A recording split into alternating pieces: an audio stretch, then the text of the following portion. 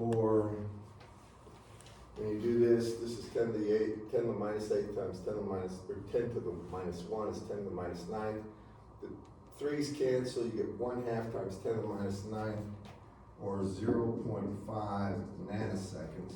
Okay. And after that, now we start plotting it. First thing we need is V prime right here. Right, that's the voltage just on the other side when the switch closes.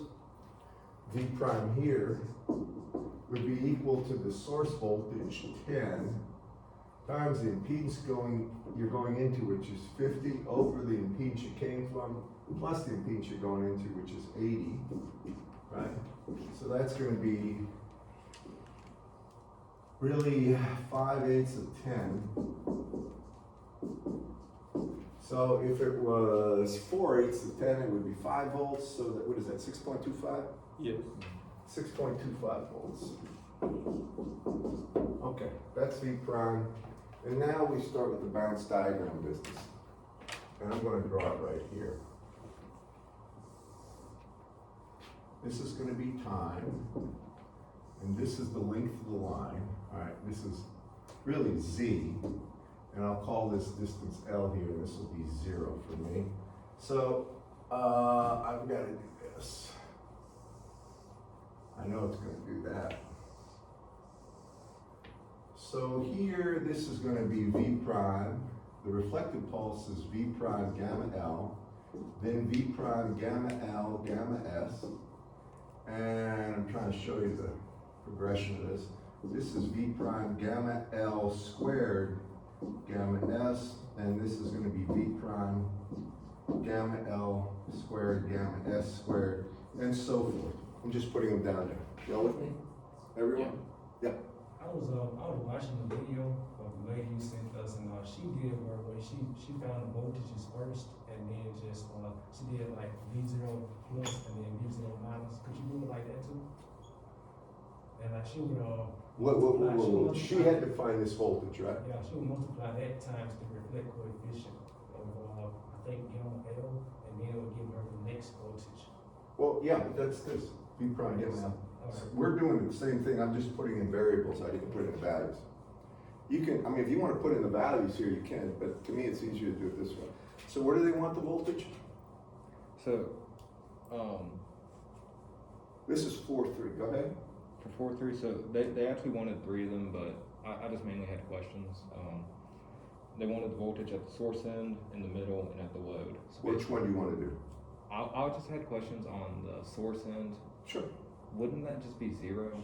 No. So the source end is right here. It's never. It's not going to be 0. It's going to be Okay, V prime, yeah. right? I was just looking at the bounce, and it just looked like it was on. No. You see, once this thing hits, if you're going this way, anything above there, you have like, if you're going down here, first you have V prime is 0. Okay. Then you have the sum of these two. Then it's going to be V prime gamma L, V prime gamma L gamma S added at this point. Okay, that's what I was Then you thinking. can, and if it's, Okay. I'll just put it, if we're at the source, Okay. so we're at source end. If you're at the source end, then here's what's going to happen. And this is T. That's going to be TL. And you can put the values in. TL we know is what? Half a nanosecond, but I'm just going to do it this way. 2 TL, 3 TL, 4 TL, 5 TL, and 6 TL. We put in the values, be a half, 1, 1.5 nanoseconds, and so forth. You with me? So at T equals 0, you start at V prime. Right? Now V prime happens to be 6.25 volts. So this would be 6.25 volts. And for the quiz, you put that down. You put the actual numbers, not V prime. Then it's going to stay there for how long? Guys? That's one time constant, right? This would be TL. This would be 2 TL, correct? Yes. Y'all, you with me? All right, so at 2 TL, then you have to add both of these at the same time because they simultaneously occur at that time instant, right? You have an incoming and an outgoing. So then you add to that, let's see, there's the second one, it's a positive, so it's going to go up a little. And what it's gonna be right here is going to be V prime times 1 plus, and then you would have gamma L, gamma S, right here, plus gamma L. And if you look at this is gonna be V prime, I'm just gonna tell you what this is gonna be. This will be 6.25, right? And then you're gonna have 1 plus, and then gamma L is 1, I'm sorry, not gamma, yeah, gamma L is 1/2, right? Plus 1/2, and then it's gonna be gamma L, gamma S, and that's minus 1/4 times 1/2 is minus 1/8. And that's gonna be this value, so what is that? 8.59. 8.5, did you say? 59. 8.59? All right, so this is 8.59 volts. Right, and it's gonna stay there until you hit 3 up, TL, or well, let's see. That's 2 TL, right? Oops, I added a TL. Should be at 2 TL right here. This should occur at 2 TL. And then, like this, 1 TL, 2 TL, then 3 TL, 4 TL, then you're gonna add simultaneously this one and this one to that. Do you all agree with that? So it's gonna do some, I think it goes down, doesn't it? Hits here and then it's gonna go down at 4 TL, and I'm not sure what value it's gonna go to. And it's gonna keep doing that. Right? Do you all agree? Now this value is gonna be what when it does its transition downward? It's gonna be this, you said it's 8.59, right? Yep. It's 8.59, then you've gotta add to it this and this, right? 8.59 plus, let's see, that's 1/2 squared is 1/4 times minus 1/2, so this is minus 1/8 V prime, and this is gonna be 1/4 times 1/16, right? So boy, that's small. Anyway, you've gotta add that to it, and I don't know what the next value is, but you can give it to me if you want. Y'all clear on that? I am Did now. that answer your question? Yes, it did. Okay. Could I use VL at the end? Say again? Could I use VL, equation VL? at V- the end? Show me which one you're looking This one. VL, V naught times CL over. That's VL. as t goes to infinity, that's what it goes to. So after all the bounces are done, when you're way out here, then it's gonna come down to simply V naught, right? And then it's gonna be times ZL over ZL plus RS. That's the thing it's gonna asymptotically approach after the bounces are done. Okay? Everybody clear with that? All right, good. Now, these are standard. So now what I'm gonna do is continue with electrostatics. We talked about the simple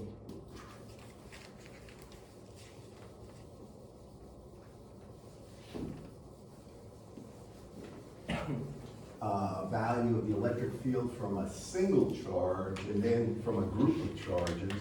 The next thing I'm going to do is show you the electric field from a continuum, or from a line charge or surface charge or volume charge. And you know, this is really basic physics that you've had already. Some of you've had it in high school.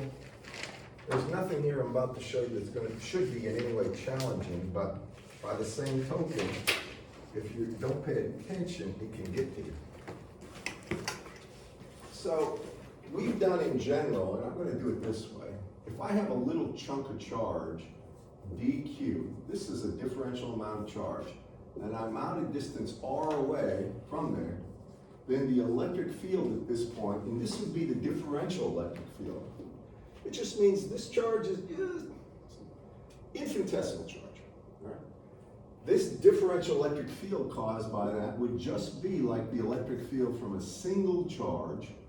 Well, that would be dq in this case, over 4 pi epsilon naught, magnitude of r squared times ar. Now, sometimes the way they write, because AR, unit vector AR, is equal to R vector over R magnitude, the way they write this is actually going to be dq, and then it'll be over 4 pi epsilon naught. And what they'll do is take the magnitude of R vector cubed times R vector. Now, if you look at that, right, AR is just R vector over over magnitude, so it would turn the bottom into an R cubed and the top into R vector, right? That's just another way of expressing it. Are you all clear on that, guys? All right. Now, if you have a continuum of charge, for instance, if you have a line charge, and this is an important one, so listen to me. If you had a line charge and it was, I think the first one he does is a straight line charge, but it could be in a loop. Let me just check on that. We're going to get to the coordinate systems too.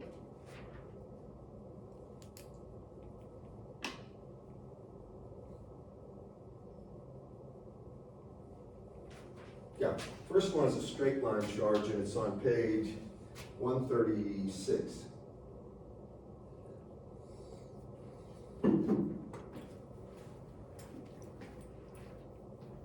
So this is going to be a straight line charge.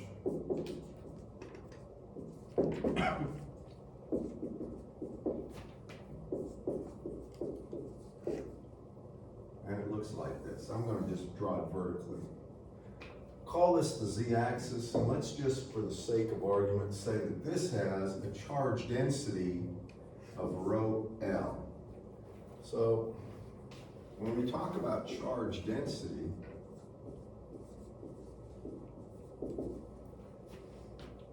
if it's a line charge density, it'll have a value that will be in coulombs per meter. If it's a surface charge density, then it will be in coulombs per meter squared. And if it's a volumetric charge density, then it will be in coulombs per meter cubed. Y'all with me on that? These are just, when I say a density, it always means per some dimension, either length, width, or volume. Y'all with me, guys? So that's rho L, it's on the z-axis. And what I want to do is get the electric field at any radial distance away. So here we're going to go into cylindrical coordinates. So when we measure in cylindrical coordinates, y'all remember cylindrical coordinates? You've had them, right? Over in physics and in mathematics, you have a z-axis, then you have a radial axis, rho, and then you have an angle you're measuring to, right? So this distance is rho. It's the perpendicular distance measured from the you might say the center of the wire, but really measured from a point perpendicular to the wire, a distance rho away to a point P, right there. And we want the electric field here, so what we're actually going to get is the differential electric field. By the way, you all remember, Cartesian coordinates, x, y, and z, right? Mm-hmm. How many remember cylindrical coordinates? You've got to be extremely familiar with cylindrical and spherical coordinates. I'm going to just, for a second, digress and come over here and show you the relationships between the different coordinate systems. Now, the reason I'm doing this is sometimes you get a class that's populated with people that they've got it. They've had physics, they know, but sometimes you need a little reminder. So if we look at the coordinate systems, Whitworth doesn't have them all blocked together, but would somebody send me an email to send you information about, it's just a cataloging of the coordinate systems, the volume, and the differential links in all of them, all right? Can you send me an email to do that? No, just send out coordinate system information, fine. Well, if you look on page 126, he talks about the spherical coordinate system, and he goes through there, and eventually he talks about the cylindrical coordinate system. I'm going to start with Cartesian for starters. This is the one you know. Cartesian coordinate system.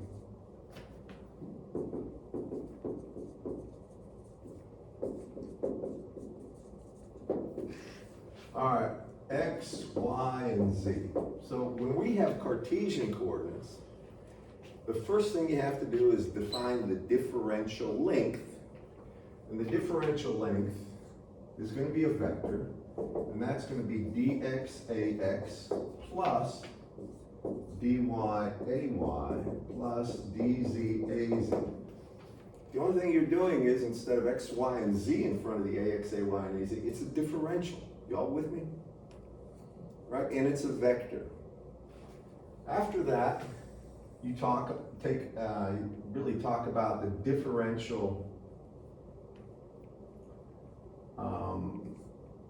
surface, ds. And for that, I have to make a little cube right here, differential cube. So if this is x, this is going to be, let's see, x, y, this would be y, and this would be z, then this width, or this dimension would be delta x, this dimension would be delta z, and this dimension would be dy. Y'all follow me on that? I'm just showing you a little box. All, when I say differential, it means the value of dz is approaching 0.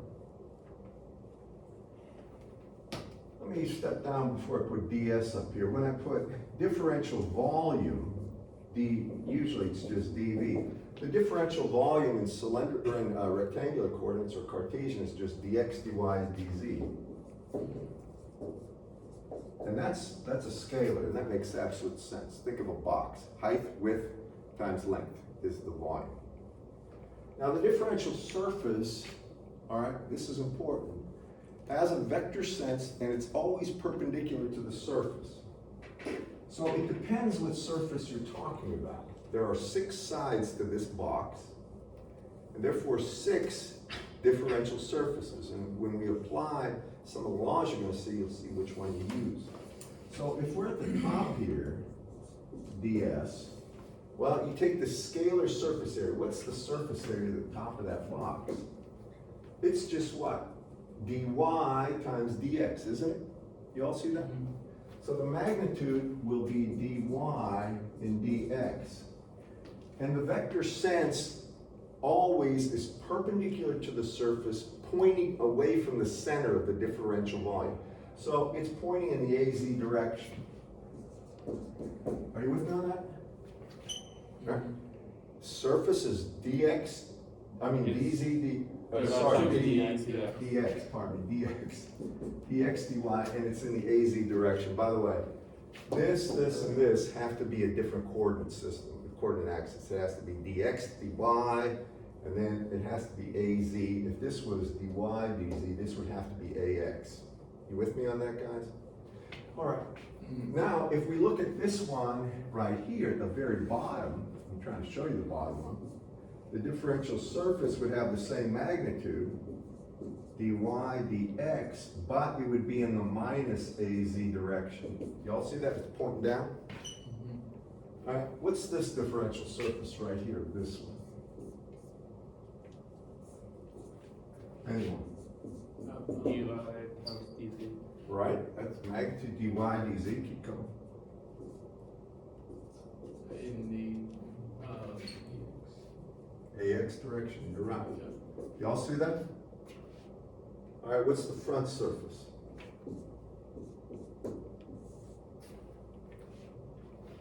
Well, what's the magnitude? dx, dz, right? So it's dx, dz, in what direction? What's coming out this way?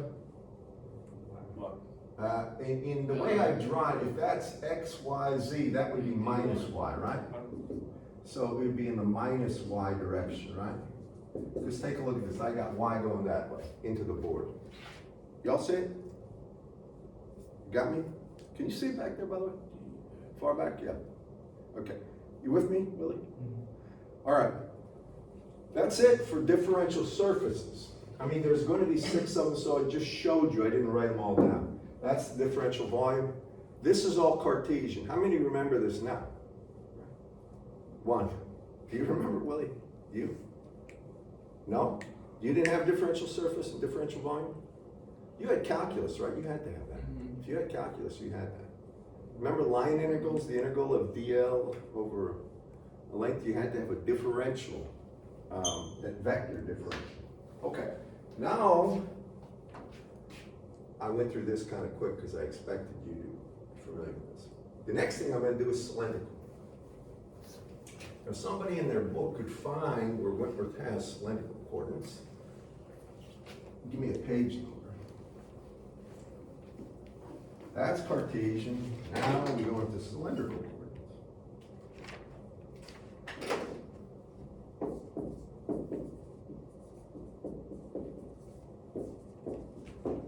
So that would be, well, what would that be? Think about it. We're out here at distance X, we're up here at distance Y, aren't we? Mhm. I want you to see this to make sure you do. Well, this angle right here, the tangent of that angle would be y over x, wouldn't it, guys? Opposite over adjacent. So that means the angle itself would be the inverse tan of the opposite y over x. And that's the angle. Now the range of that angle is from 0, that's when you're on the x-axis, to 360 degrees or 2 pi radians. It goes all the way around the circle. Do y'all see that? And just think of this, if I have, if this is the z-axis, and that's the x-axis, and I'm here, I'm measuring the distance out to a point, the angle would be 0. As I move to here, it would be 90 degrees. As I move to here, directly behind me, it would be 180. Here it would be 270, and finally it would be 360 or 2 pi, which is the same thing as 0. Mhm. And that's the range. You don't put 720 degrees. You keep on subtracting 360 from it until the range goes between 0 and 360 degrees. Now, that's the system, coordinate system. Next thing we need is differential surface and volume, right? And length, actually. So if you take a look at this, and I'm going to try to draw a cylindrical differential surface and volume.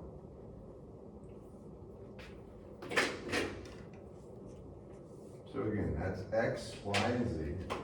If I come out a distance, and Whitmore's book has this, let me just tell you, his picture will be better than mine, no doubt. Probably generated by a computer.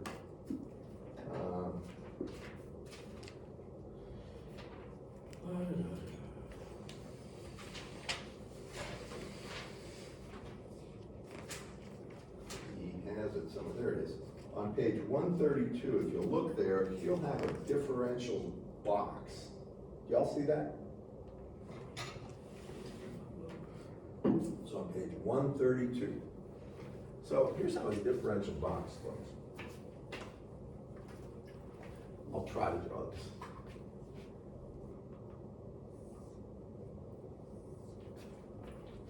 What he's going to do is have something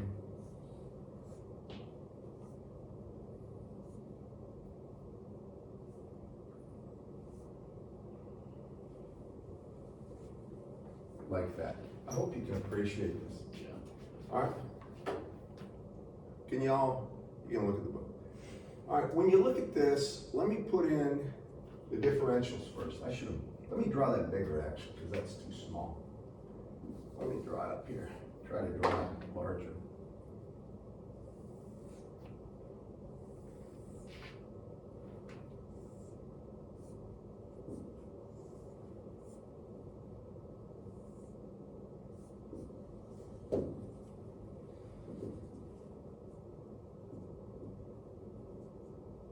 All right, this radial dimension, where we're changing the radius vector, this is radius rho, remember?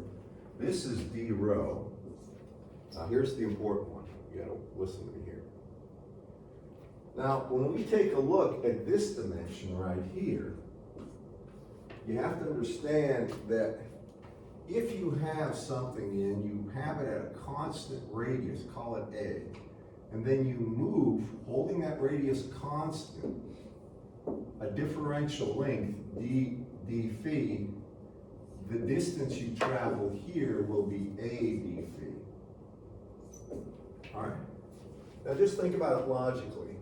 If A is small, say 1, then the differential length you travel would be 1 times d feet. But as it gets longer and longer, think of a windshield wiper on your car. The tip of the wiper travels the most, right? Therefore, the distance traveled would be proportional to the radial length times d feet. And that's what this distance is here. This will be the radial distance rho d feet, okay? That's a differential length still. Now the vertical one is nice. This is just dz. Y'all see it?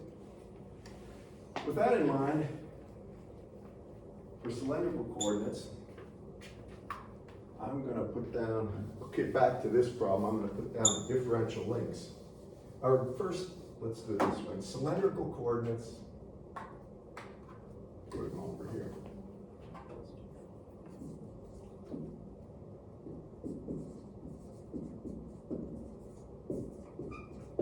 All right, for cylindrical coordinates, first the differential length. Write this down. Whitworth doesn't have this catalog this way. Differential length, you just take the differentials and multiply them by a unit vector. I didn't say the unit vectors, so I better. A unit vector here would be AZ in the vertical axis. Makes sense to everybody, it's the same as Cartesian, right? Yeah. The differential length in the radial, or differential, vector, this is a unit vector, would be a rho, if it's pointing radially, that's a vector sense. And then here, the differential length in the angle would be a phi. Now, I'm gonna make mention of one thing, make sure you understand this. When we talk about the differential length a phi, it's always in a direction, this would be a phi. It's got a magnitude of 1, and it's in a direction perpendicular to the radius vector, pointing in the positive phi direction, think of it that way. Okay?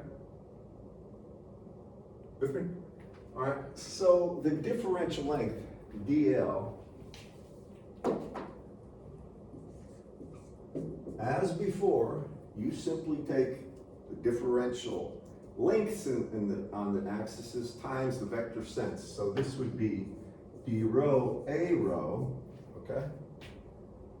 And by the way, in cylindrical coordinate systems, they're listed as rho, and then phi, and then z.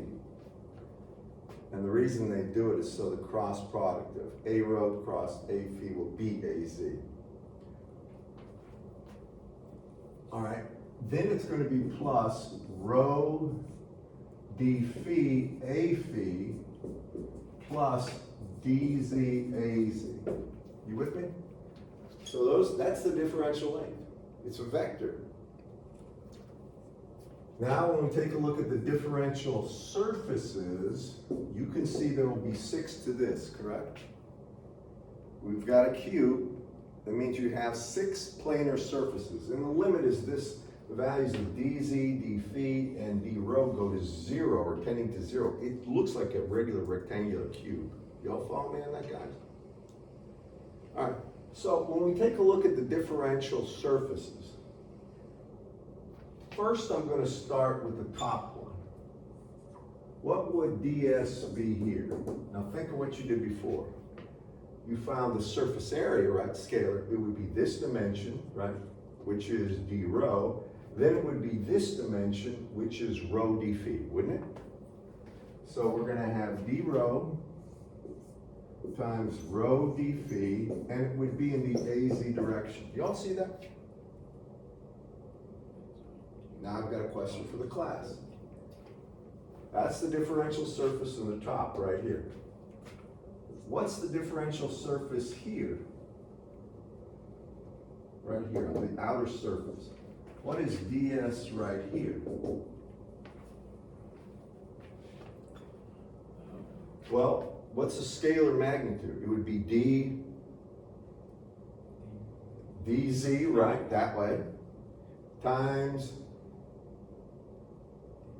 rho d phi, right? Right. This distance right here is rho d phi, isn't it?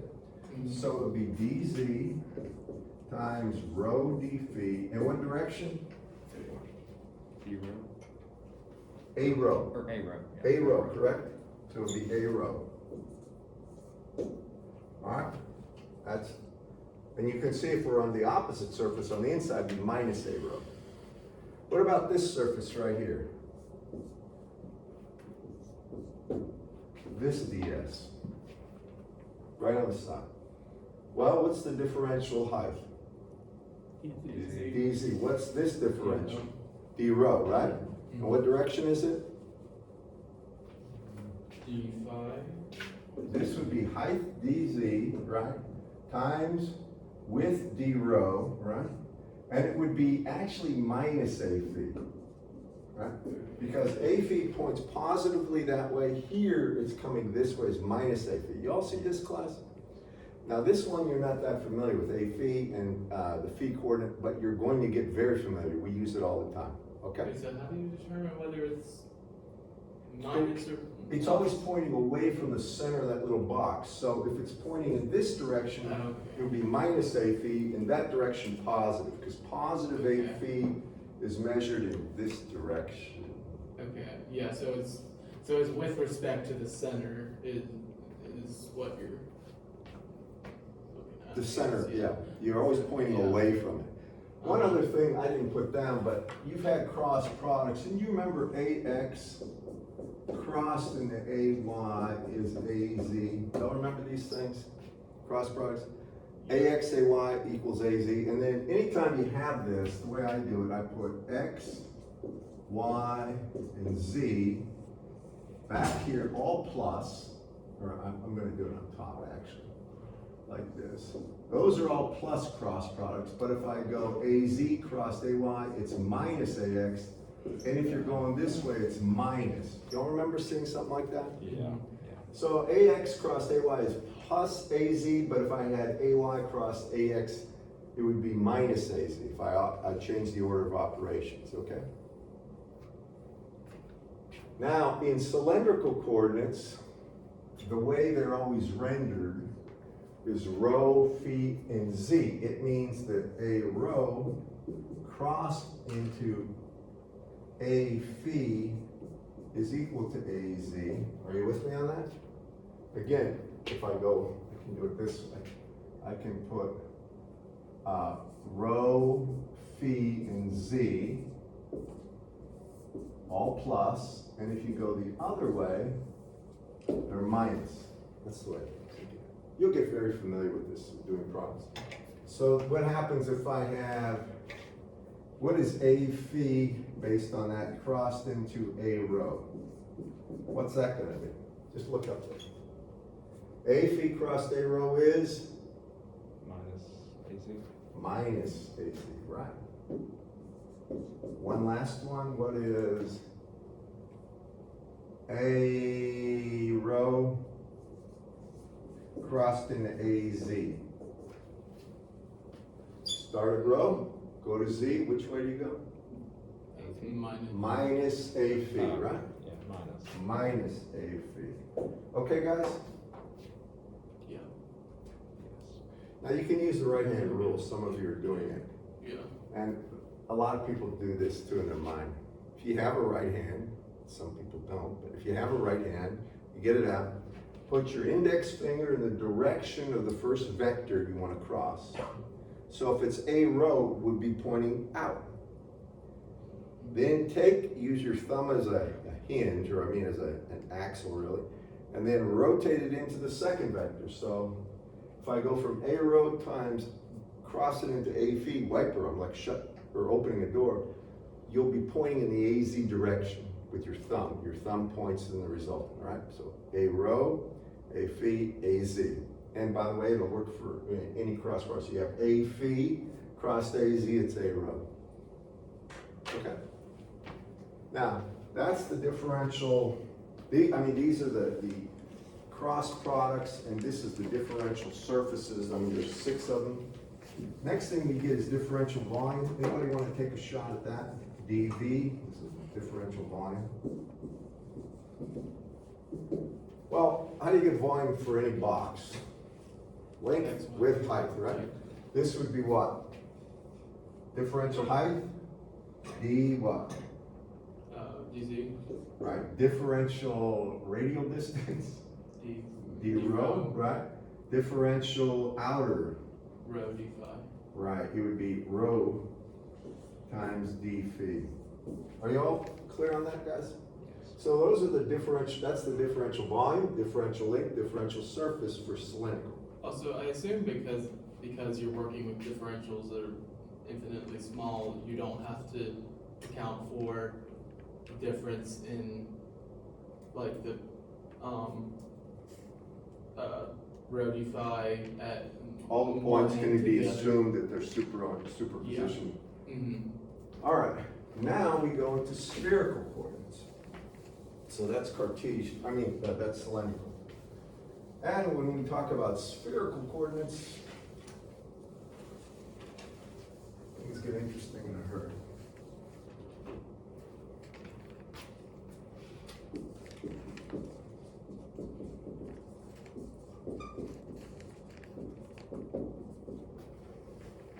Now in your book, trying to find out where this is.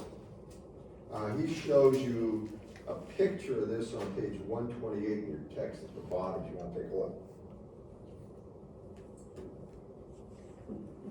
Doesn't break it out the way I like, but it's still a very good, the illustrations are what I go for. So in spherical coordinates,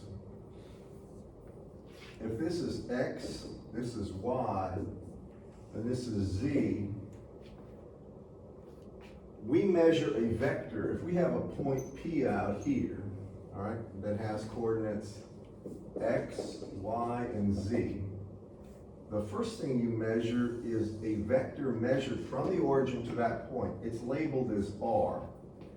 And R, put it here, is simply the square root of X squared plus Y squared plus Z squared. So it's really the distance from the center point that you're using as the origin to the point of observation P.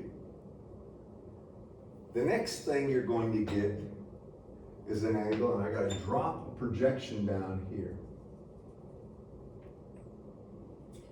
So if you looked at rho here, rho would be the same thing in spherical coordinates, we won't use rho, as it is in cylindrical coordinates. Rho is just used to get an illustration. Then you would have the distance phi as well. So the distance phi in in a cylindrical is the same thing as spherical. And phi itself would be the inverse tangent of y over x. It's independent of z. Y'all see that? Mhm. It's really, the way I like thinking about this, if this is a straight, say a thin line out there, and you shined a lamp high above it, the shadow cast onto the surface, the horizontal surface, would be the distance rho. That's the way it's called, the projection of the vector. Now there's one other angle, and this angle is measured from the z-axis to the radius vector r, and it is theta. So then I'll put theta over here. Theta is equal to, we'll just look at it for a second. If that's theta, then you can see theta is really going to be what? It's the opposite, which would be rho over r, right? Rho in this direction over z, opposite over adjacent would be the tangent. Do you all agree with that? So we could say, first let me put it down this way. I could say z Yeah, I see. over, in this case, rho would be tangent of theta, and that means theta is tan minus 1 of z over rho, or theta is tan minus 1 of, and it would be z, and rho is simply square root of x squared plus y squared. Y'all with me on that? Yeah. That's theta. Now, do you see it, Willie? And if you have any questions about how I'm drawing this stuff, and actually, he does not show the theta measurement, phi measurement there, but I'm sure he has it somewhere. Oh, yeah, it's on page 127 at the top, if you look there. Now, there are also 3 unit vectors. And I'm gonna just put the unit vectors here, then I'll draw the differential cube and get the surfaces. When I look at this, there's going to be an AR, that's a unit vector in the radial direction. So if you just take R, right there, R divided by R magnitude, that would be AR, it's just going straight out. Then there's a unit vector, and it's in the A theta direction, this way. A theta, now think about it. If you hold that point right here of R constant and just wiggle it with theta, the tip moves from here to there as theta gets bigger. Do you see that? A theta's gotta be perpendicular to AR, and it's gonna point in a direction like, think of if you've got the hands of a clock, right? The tip of the hand, the hands of the clock as it's moving, that's the direction of A theta. And you can see that A theta here is in this direction. Down here, it's in this direction. They're not the same. Y'all see that? So, like with the Cartesian, AX, AY, and AZ are always pointing in the same orientation. Here, A theta depends on the actual point you're at. It will point differently. Y'all see that, class? A rho will point differently, or AR will point differently. Now, when we talk about A phi, it's the same A phi as before. So A phi, if you think about it, is actually going to be, it would be into the board, it would be in this direction, and it would be A phi. It's the same as the A phi in cylindrical. Y'all follow me? Now, if you do this, if you have AR cross A phi, you get AR crossed into A theta is A phi, and the coordinates are rendered R theta phi. And here, I'll just put them down. You have R crossed into theta goes phi and back again plus, and this way it's negative. I like to put that up there so you guys have that with you, okay? Now, you can imagine a differential volume. I'm gonna, in a second, I'm gonna erase that and try to put a little cube up there, try to show you, but it's illustrated really well in his book at the bottom, 128.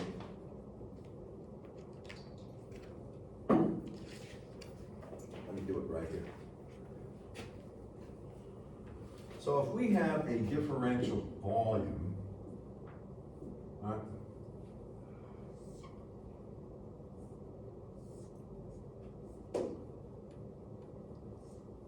Oops.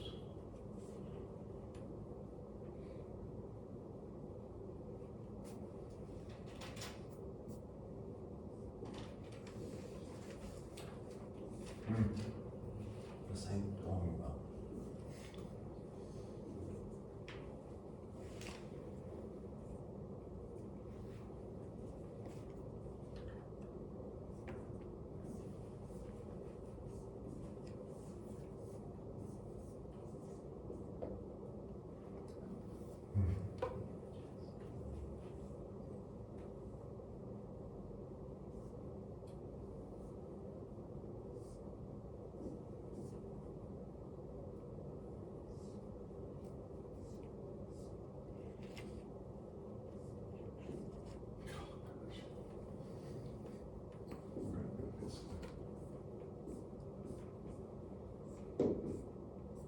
I'm not drawing this very well, but the radial distance, this would have dimension d rho.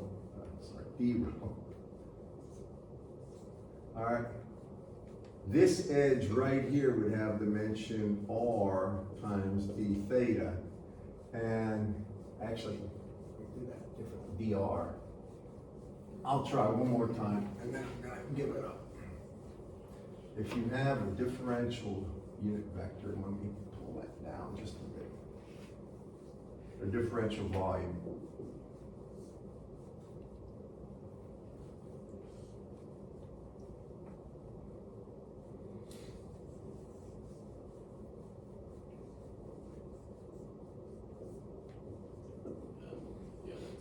better. This is dr, alright? This dimension, the variable in height, you might think of it, is gonna be r d theta, alright? And then this dimension, the outer one, will be rho, alright, times d phi, just as before, but rho is really r here. If you think about this, the distance, if you took the projection of this on the horizontal plane, it would be r times the sine of theta times, and then d rho, I'm sorry, not d rho, but d phi right here. Let me do this again. If you just think of this would be the same thing as rho d phi in cylindricals, all right?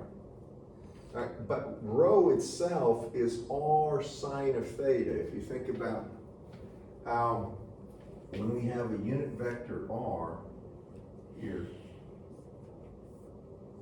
if this is r, or not unit vector, if we have vector r, the projection down here, if this is theta, we know opposite over adjacent is sine of theta, so this distance is actually r sine of theta from here to here. Y'all see that, class? Just let theta go to 0, it's 0, makes sense because you're pointing straight up. Now, that's the differential cube. If you look at this, next we get the differential length. Write this down. I don't think Whitworth breaks this out. The differential length, by the way, for cylindrical or spherical coordinates, it's r comma, and then theta. Did I put that up there? No. And phi, those are the way it goes. So r into theta, phi, and back this way positive. This way it's going to be negative. All right.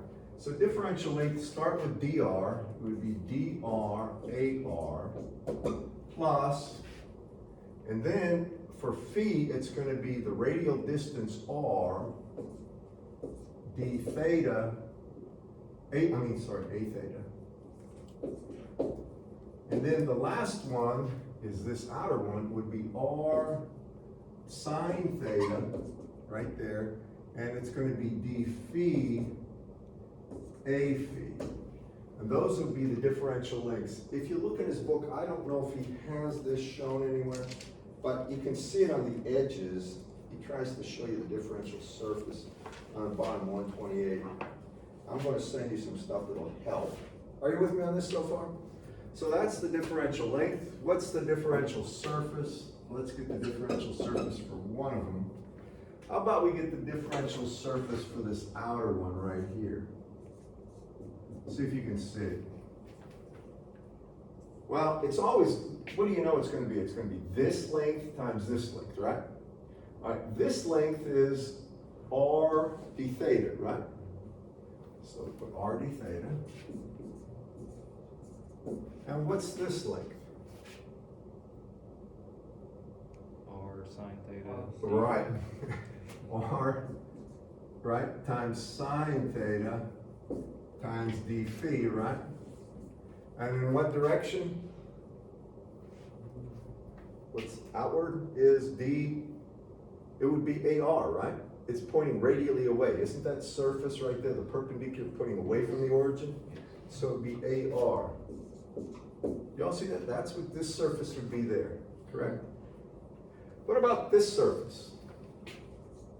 What is that surface going to be? Put it down here. Well, which way is it pointing?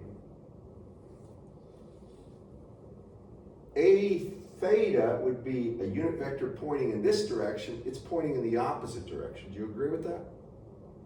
It's pointing this way. A theta points this way, right? It's measured from the tip, holding r constant as you move and increase theta. So here we know it would be in the minus a theta direction, right?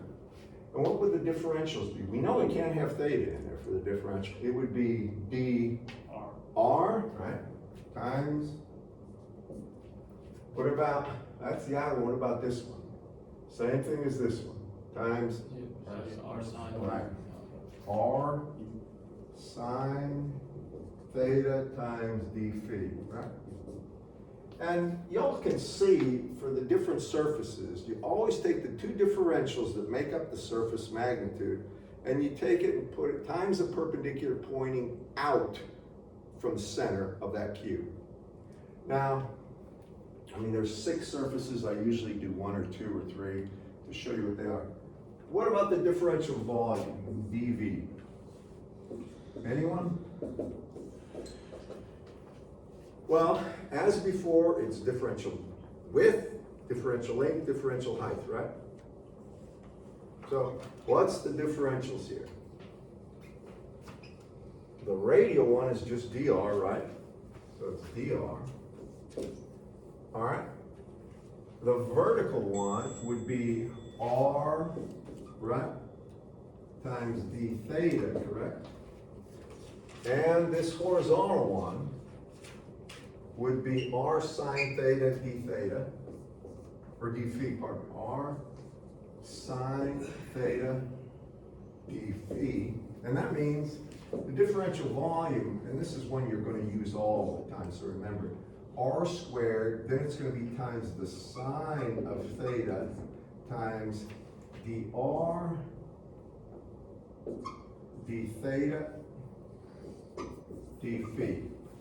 And that's the differential unit of volume. Okay? You got it, Willie? All right.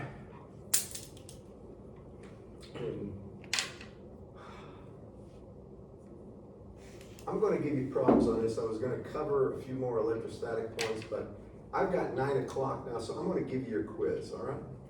And would you do me a favor? I'm going to just move a few people.